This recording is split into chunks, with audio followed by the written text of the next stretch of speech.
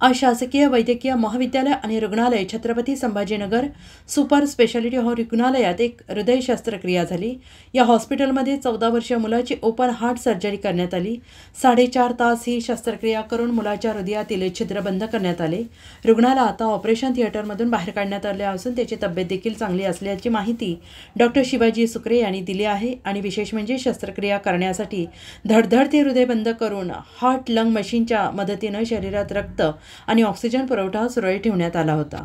आज शासकीय वैद्यकीय महाविद्यालय व रुग्णालय छत्रपती संभाजीनगरच्या अंतर्गत ज्या सुपर स्पेशालिटी हॉस्पिटल केंद्र शासनाच्या आणि महाराष्ट्र शासनाच्या निधीमधून जे उभं राहिलेलं आहे त्याचे 150 कोटी रुपये खर्च करून या ठिकाणी ही भव्य इमारत स्टेट ऑफ आर्ट इमारत बांधलेली आहे। जवळपास 50 कोटी रुपयाची यंत्रसामुग्री या ठिकाणी घेतलेली आहे आणि 2019 पासून हे काम सुरू असताना आज या ठिकाणी या CVTS विभागामार्फत डॉक्टर सदानंद पटवारी जे आमचे सहयोगी प्राध्यापक आहेत, या विषयातले तज्ज्ञ डॉक्टर आहेत, ज्यांनी 35 पेक्षा जास्त बायपास सर्जरी या संस्थेमध्ये केलेल्या आहेत।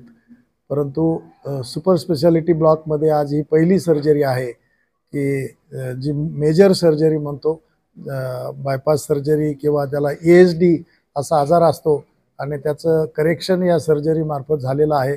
हा 14 वर्षाचा रुग्ण मागील शुक्रवारपासून या ठिकाणी दाखल केलेला होता।